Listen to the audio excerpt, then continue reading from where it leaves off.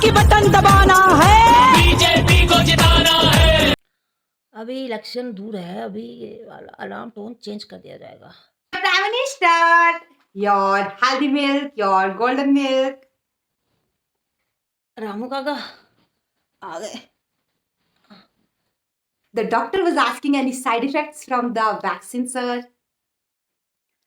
Vaccine का ऐसा हमें कोई नहीं दिख रहा कि हमें कोई साइड इफेक्ट हुआ है, पर एक सपना आया बहुत अजीब। हमें अजीब लोग मिले हमें सपने में, जिन्हें हम ज़्यादातर देखते नहीं हैं और मिलना पसंद भी नहीं करते और दूर ही रहते हैं उन लोगों से हम, बट सपने में आए। वैसा बहुत अचंभित करने वाली बात है। हम If you don't mind, you can share your dream with me, Mr. Prime Minister.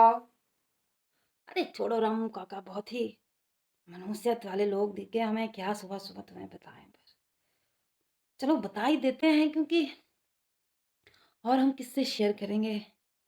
Amit भी बंगाल के इलेक्शंस में बिजी है आजकल, तो तुम्हें ही बता देते हैं। सुनो, एक टनल दिखा हमें, बहुत ही गहरा टनल था। जैसे ही हम घुसे हमें खांसने की आवाज सुनाई दी। इसी से हमें पता चला कि पक्का अरविंद होगा। उसका खांसने का इशू, तो हमने सोचा थोड़ा इग्नोर करके चले। जैसे ही हम उसे इग्नोर करते हुए निकलने लगे, कहता मैं राहुल गांधी नहीं हूँ जो आप इग्नोर करके निकल जाएंगे। तो हमने भी बोल दिया रामू काका कि हम भी मोदी हैं। हमने बड़ों बड़ों को इग्नोर कर दिया। तुम कौन? फिर पूछने लगा कि आज बता दीजिए, पता नहीं चाय वाले के पास 10 लाख रुपए का सूट कहां से आ गया। विश्व के सबसे बड़े गणतंत्र के प्रधानमंत्री हैं हम, 10 लाख का सूट पहन सकते हैं और अंबानी जी ने गिफ्ट किया था। तो तुम यहाँ अपना खांसना लेके कहीं और जाके रहो। और हम आगे चल दिए। बड़ा लॉजिकल पढ़ा लिखा इंसान है, उससे बात करना हमें पसंद भी नहीं। दिल्ली संभाले वो देश कभी नहीं संभाल पाएगा। जय बीजेपी। आगे चले तो हमें बड़े ही ज्यादा धुंधले धुंधले राहुल गांधी दिखाई दिए। हमने उनको जैसे हम रियलिटी में इग्नोर करते हैं वैसे इग्नोर कर दिया, क्योंकि विपक्ष ना हमें सुनाई देता है ना हमें दिखाई देता है। We simply don't care about विपक्ष। विपक्ष है ही नहीं हमारी कंट्री में। कहाँ है विपक्ष? कोई विपक्ष नहीं। Bye bye tata goodbye गया ना ना ना, bye bye tata goodbye गया ना ना ना। विपक्ष कुछ नहीं है, विपक्ष सब कुछ है बीजेपी। जय बीजेपी। हम आगे चले और फिर जब हम जैसे ही आगे चले हमें दिखी दीदी। दीदी दीदी, ममता दीदी। प्याज का भाव 200 रुपया है। तो हमने भी बोल दिया दीदी को कि कांग्रेस के टाइम पे भी तो प्याज 200 रुपया किलो था और हमने उसका मुद्दा भी बनाया था। अब विपक्ष को ऐसी बातों का मुद्दा ना बनाना आए और वो हमारे बिल्स में घूमती रह जाए तो हम क्या करें दीदी? बेरोजगारी बढ़ रहा है। कहाँ है बेरोजगारी दीदी? हमें तो नहीं दिखती। कहाँ है? इंडस्ट्री बंद हो गया है। इंडस्ट्री बंद हो गया है दीदी? अरे क्या हो गया दीदी? इंडस्ट्री वालों से ही तो प्यार है हमारा, उनसे ही तो हमारा सब काम चल रहा है। इंडस्ट्री ही इंडस्ट्री कर दिए हैं हम। जरा आंख खोल के देखो दीदी, कहाँ है अंबानी जी? मीटिंग फिक्स हुआ क्या? रुपया का कमती कम हो गया है। कमती कम क्या? सब कुछ छुपाने के लिए छुपा रुस्तम का माफिक एक बिल ले आता है। ममता दीदी, छुपा रुस्तम को मैं एज अ कॉम्प्लीमेंट चलो ले भी लूं, पर मेरी गवर्नमेंट के बिल्स को कुछ मत बोलिएगा। कितनी मेहनत कितनी सोच लगती है रियल मुद्दों से डिस्ट्रैक्ट करने के लिए और इन बिल्स को एंड टाइम पे निकालने पे। इट्स ऑल वेरी कॉम्प्लिकेटेड दीदी। Just don't say anything to the bills. और जो भी आवाज सुनता है उसको एंटी नेशनल बोल देता है। बस ममता दीदी, बस बस। मेरे देश के भाई और बहनों, सिर्फ मेरे देश के भाई और बहनों ही नहीं, मेरा परिवार है। मैं किसी को भूल के भी ऐसी बात नहीं कह सकता। मैं धरती से जुड़ा हुआ एक चाय वाला गरीब आदमी हूँ, समझिए आप। और ये बंगाल के इलेक्शन में जब बीजेपी जीतेगी तब डंके की चोट पे हम आपको जवाब देंगे। लड़ाई लड़ाई चाहिए। ठीक है तो लड़ लो तुम लड़ लो। लड़ाई चाहिए। लड़ाई को लड़ाई चाहिए, हर बात पे इनको लड़ाई चाहिए। मैं अमित को भेजता हूँ, अमित आपको बताएगा कि बिना खून खराबे के, बिना लड़ाई मारपीट के कैसे कैसे जीता जाता है। दंगाबाज गुंडाबाज बीजेपी के चाइना। गुंडा राज में पता नहीं ममता जी क्या क्या बोली जा रही थी। फिर बंगाल इलेक्शन आ रहे हैं, उन्होंने तो आर्ग्यूमेंट में आपा खो दिया। हमने भी सोचा यहाँ पे बात करना है इनसे। अभी हम अपना सपना ज़्यादा पॉलिटिकल नहीं बना सकते, हम आगे बढ़ गए और पता नहीं क्या बोल दें, कुछ भी बोल देती हैं वो तो। इसको तो सेम बोलना भी सेम होता है। तो जैसे ही हम टनल में आगे जा रहे थे, हमें एक बहुत ही खूबसूरत नौजवान दिखा, कैमरा के सामने कुछ बोल रहा था। वो हिंदी बहुत अच्छी थी उसकी। जब पास जाके हमने कान लगा के सुना तो कहता, नमस्कार दोस्तों, आज मैं भारतीय जनता पार्टी के सोशल मीडिया आईटी सेल को एक्सपोज करूंगा कि कैसे वो पेड और झूठी खबरों से अपना प्रोपोगेंडा फैलाते हैं। अरे ये कैसी बातें कर रहा है? अरे कौन है ये? है कि 99.3% डिमोनेटाइज्ड करेंसी बैंकों में वापस आ चुकी है। भाई और बहनों, ये झूठ बोल रहा है, ये जो भी है। अच्छे दिन तो नेताओं के आए हैं, आप तो बस एक वोट बैंक है उनके लिए। अरे चुप! हमारे लिए हमारे भाई और बहनों सिर्फ वोट बैंक ही नहीं बल्कि परिवार भी है, चाय वाले का परिवार। हफ्ते में देश के कोने कोने में इसके खिलाफ भारी प्रोटेस्ट हुए। आसाम हमारा मीडिया जानबूझकर ऐसे असली इश्यूज को दबा कर रखता है। असल में बात क्या है दोस्तों, सरकार अभी हाल ही में 3 ऑर्डिनेंसेस लेकर आई थी एग्रीकल्चर से रिलेटेड। अरे बेटा, तुम्हें तो हर बात में बोलना है, हर बात में घुसना है, मेरी सरकार का रिपोर्ट कार्ड देना है, गोदी मीडिया पे, बिल पे बोलना है, हर चीज एक्सप्लेन करनी है। टीचर क्यों नहीं बन जाते तुम? मोदी सरकार के रिपोर्ट कार्ड में इन्हें मिलते हैं 50 में से 16 नंबर। हैं? कहो तो हम तुम्हारी किसी यूनिवर्सिटी में जॉब लगा देते हैं। क्या ये कैमरा के सामने टकम पटर करते रहते हो?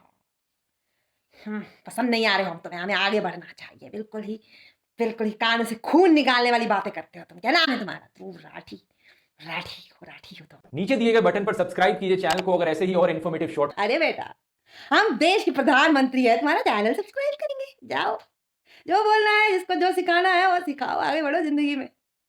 चैनल जरूर सब्सक्राइब करना। ये यूट्यूब वाले भी ना मौका नहीं छोड़ते। खैर, हम जैसे ही आगे बढ़े हमें एक और मनुष्यत दिख गई। नमस्कार, मैं रविश कुमार। लग पड़ा अपने प्राइम टाइम पे, भुखमरी पे जवाब दो, बेरोजगारी पे जवाब दो, ये हो गया वो हो गया, गोदी मीडिया पे जवाब दो। अरे हम तुम्हें क्या जानते हैं? हमको नहीं जाने तो किसको जाने? जीडीपी की विकास दर -24 हो चुकी है। भारत के मैन्युफैक्चरिंग सेक्टर की विकास दर -39 हो चुकी है। यह वो सेक्टर था जिसे मेक इन इंडिया का झंडा बुलंद करना था। आइए हम सब मिलकर नेहरू को जिम्मेदार ठहरा दें। चैनल चलाते हो जो निष्पक्षता से सब न्यूज दिखाता है, तो हमें क्या लेना तुमसे? हम तुम्हें जवाब नहीं देंगे। क्यों डरते हैं? हमें कुछ बोलना होगा तो हम आज तक पे जाके बोलेंगे। वैसे भी हम आज तक ही देखते हैं। बोल आपके साथ मैं हूं अंजना बहुत अच्छा लगता है हमें। अंजना जी आती हैं, अच्छी बातें बोलती हैं हमारे बारे में, विपक्ष के बारे में वही बोलती हैं जो हम बोल देते हैं बोलने को। बाकी हमारा न्यूज चलता है, बढ़िया हमें लगता है। बाकी 2-3 हमारे और चैनल है, वही देखते हैं। बबलू बबलू बबलू बबलू भाग गया है देखो बबलू, जैसे बबलू खेल रहा हो अक्कड़ बक्कड़ बम्बे भो। 80-90 पूरे 100 में लगा धागा, बबलू निकल कर भागा। रवीश को भाव नहीं दिया हमने। बस मैं अब समाप्ति पर हूँ। हमने उसको बोल दिया ये गोदी मीडिया करना तुम बंद कर दो। अगला इलेक्शन भी हम ही जीतेंगे, कुछ नहीं कर पाओगे तुम। तो इसीलिए ये गोदी मीडिया का काल है। कुछ नहीं कर पाओगे तुम, कुछ नहीं उखाड़ पाओगे तुम हमारा। जितनी मर्जी सच्ची न्यूज दिखानी है दिखा लो, जो करना है कर लो। आओ किताब लिखो एक और, रवीश कुमार, और डालना फिर इंस्टाग्राम पे फोटो। बड़े आए आगे बढ़े हम।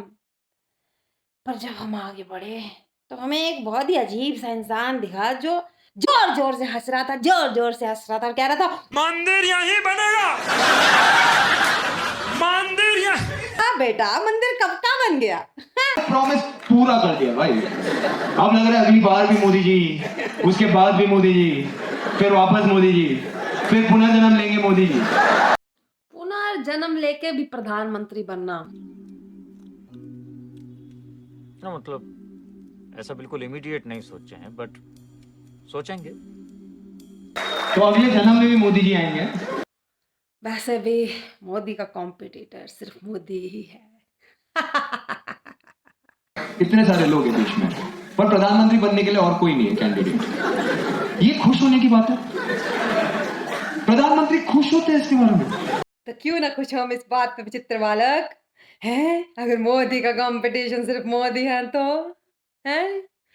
हम जमीन से उठे हुए इंसान हैं, हमने गरीबी देखी है, हमने चाय बेची है, चौकीदारी करी है, हम गरीबी से जुड़े हुए मतलब आदमी सोच रहा मैं गरीब, प्रधानमंत्री हेलीकॉप्टर से उतर के बोल रहा है बेटा जमीन से जुड़े हुए इंसान हैं। अगर क्या भयंकर मैनिपुलेटर आदमी है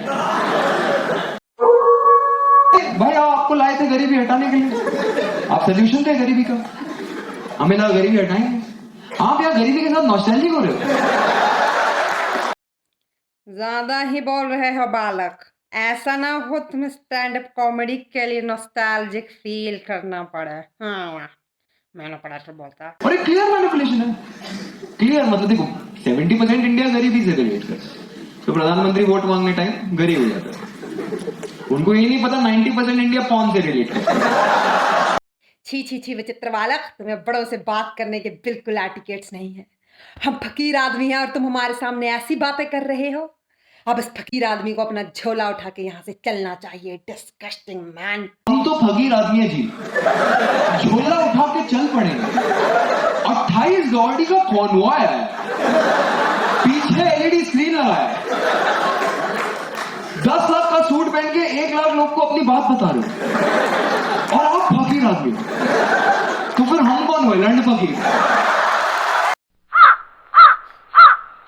मेरे भारत को किसी की नजर लग गई है, जो ऐसे ऐसे लोग पैदा हो रहे हैं। खैर मैं आगे बढ़ा। उस बदतमीज लड़के से बात करके तो हमारा सपने में ही सर दुखने लगा। खैर जब हम आगे गए तो हमें एक बहुत ही बुजुर्ग सा इंसान बड़ा ही उदास मायूस सा दिखा। उसे देख के तो हमारा दिल ही बैठ गया। हम उसके पास गए तो देखा ही तो चाचा नेहरू को देख के मैं बहुत प्रसन्न हुआ, लेकिन वो बहुत उदास लग रहे थे। मैंने जाके उनको कहा कि मैं नरेंद्र मोदी, देश का भावी प्रधानमंत्री, प्रथम सेवक। तो उन्होंने मुझे कहा, जानते हैं तुमने हमारा कोट चुराया है। नेहरू का लिखा हुआ है कि मुझे भारत का प्रधानमंत्री कहते हैं, लेकिन यह अधिक उचित होता यदि वे मुझे भारत का प्रथम सेवक समझते। ऐसी कोई बात आजकल तो नहीं कर रहा है। Ravish Kumar get a life. ठीक है ना, कोट चुराया हमने। और नेहरू जी ने भी हमसे कहा कि तुमने हमारा कोट चुराया। उस बात का हमें दुख नहीं है, पर हमें दुख इस बात का है कि देश में जब भी कुछ गलत जाता है तुम हमें ही ब्लेम करते हो। तो हमने कहा ऐसा तो नहीं है। भारत ने अपनी समस्याओं को पहचान लिया है। सारी समस्याओं का एक ही नाम है, नेहरू। आजादी के 70 साल के बाद एक दिन ऐसा नहीं जाता है कि आपके उस पाप की सजा 125 करोड़ हिंदुस्तानी न भुगतें। आज भी अगर मोदी जी कोई काम नहीं कर पा रहे तो उसमें लगता है कि नेहरू जी का छोड़ा हुआ कुछ है जिसकी वजह से काम वगैरह। हाँ, इतनी प्रॉब्लम क्रिएट करके किया हुआ वीटो पावर में हम लोग फुल पावर होना चाहिए, हम लोगों का होना चाहिए ना। तो पंडित नेहरू इसके लिए जिम्मेदार है। हाँ ये है। तो कहाँ से देखे आप उसको? इसी में देखते हैं, व्हाट्सएप में आता है। तुम्हारे राहुल गांधी के ट्वीट के जवाब में कि तुम्हारे दादा की गलती से हुआ ये सब, भारत आपके परिवार की गलतियों को दुरुस्त कर रहा है। तो हम क्या कहते हैं, हमने कहा ये व्हाट्सएप सोशल मीडिया ट्विटर हमें क्या पता, हो जाता है बातचीत में। सब सामने खड़े थे, हम कहते भी क्या, हम थोड़े से नर्वस हो गए उस टाइम पे। पर फिर नेहरू जी बड़ी विनम्रता से कहते कि ऐसी बात नहीं है, अब समय अलग है। पहले हम देश के लिए सोचते थे, अब लोगों को अपने आप के लिए सोचना है पॉलिटिक्स में। हमने कहा ऐसा नहीं है मोदी जी नहीं मतलब सॉरी नेहरू जी हम अपने बारे में नहीं सोचते, हम देश के बारे में ही सोचते हैं। तो कहते कि मंदिर बिल्डिंग्स और ये सब बनवाने पे इतना जोर क्यों दे रहे हो? हमने बोला यही तो मेक इन इंडिया है। हमारा देश बड़ा सौभाग्यशाली है कि हमें पंडित जवाहरलाल नेहरू जैसे पहले प्रधानमंत्री मिले जिन्होंने एक विजन के साथ एक आधुनिक भारत की नींव रखी। 1959 में जब यूनेस्को की मदद से भारत में टीवी आया तो नेहरू की वजह से ही आया। उन्होंने स्टील अथॉरिटी ऑफ इंडिया बनाई, उन्होंने भारत हेवी इलेक्ट्रिकल लिमिटेड बनाई, उन्होंने IIT खड़गपुर बनाई, उन्होंने इंडियन इंस्टीट्यूट ऑफ मैनेजमेंट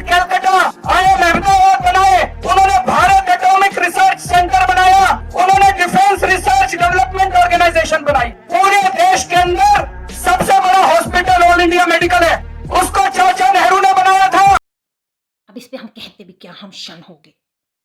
हमने जैसे कि हम करते ही हैं डिस्ट्रैक्शन और डिस्ट्रैक्ट करने की पॉलिसी निभाई।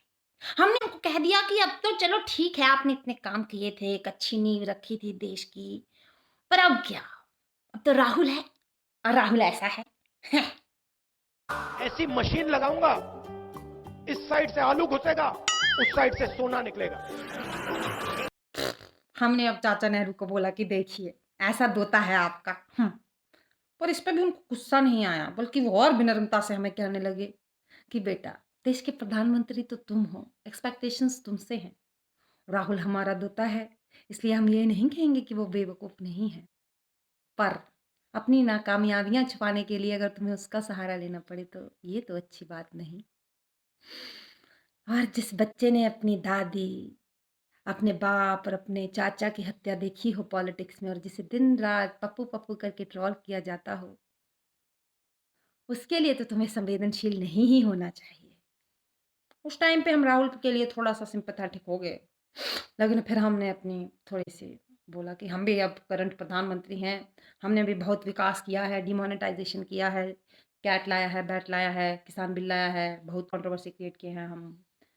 तो हमने भी कह दिया कि चाचा नेहरू, हम आपकी बहुत इज्जत करते हैं, लेकिन हम भी मोदी हैं, ऐतिहासिक हैं, किताबों में हमारा सिलेबस भी है अब। तो चाचा नेहरू ने ऐसे किया, बड़ी होपलेसनेस से तरीके से सिर हिलाया और धुंधले धुंधले जाने लगे। जैसे ही वो जाने लगे, हमने बोला रुकिए चाचा नेहरू, एक बात कहनी थी, एक बात कहनी थी, एक बात कहनी थी, एक बात। प्राइम मिनिस्टर,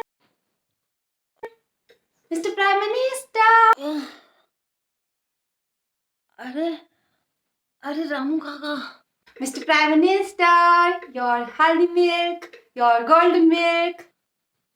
अरे हम आपको सपना सुना रहे थे। No, Mr. Prime Minister, you were not telling me any dream. क्या मतलब कौन सा सपना? इतना लंबा सपना सुनाए आपको? ओह, ये हम सपने में ही सपना सुना रहे हैं। ओफो। पर चलो, सपने तो बिना वैक्सीन के भी आते हैं। आप लोग वैक्सीन ज़रूर लगवा लीजिएगा, कोरोना से बच के रहिएगा। रामू काका, गोल्डन मिल्क दे दो और मोरों को तैयार करो, अभी हमें बाहर जाना है दाना खिलाने। Yes, Mr. Prime Minister, peacocks are ready. They are waiting for you. Media वालों को बुला लो, दिन शुरुआत करते हैं। Yes, Mr. Prime Minister, media is ready. They are waiting for you. दाढ़ी भी थोड़ी ट्रिम करनी है। यहाँ भी कोलाहल नहीं। इस तस्वीर की तिथि पहले नोट कर लें जजमान। शक संवत 1942, भाद्रपद शुक्ला पंचमी, रविवार, विक्रम संवत 2077। क्रिस्तानी कैलेंडर के अनुसार 23 अगस्त। क्या शांत मन से राष्ट्र कर्म में संलिप्त प्रधानमंत्री 31 अगस्त को आने वाली जीडीपी में ऐतिहासिक गिरावट से किंचित चिंतित होंगे? कम से कम इन तस्वीरों से तो ऐसा नहीं लगता है। भाई और बहनों, ये वीडियो पूरी तरह से काल्पनिक है, और इस वीडियो में ऊंची नीची बातें कहना, यानी कि मुझे ऊंची नीची बातें कहना, तो इस वीडियो पे भद्दे गद्दे कमेंट ना करें, क्योंकि भक्तों वो डायरेक्टली मुझे लगेंगे, तो आप ऐसा तो नहीं करेंगे। जय श्री राम, जय भारत माता की। फॉलो, लाइक और सब्सक्राइब ज़रूर करेगो, बिटिया बहुत अच्छा काम करेगो। बाय।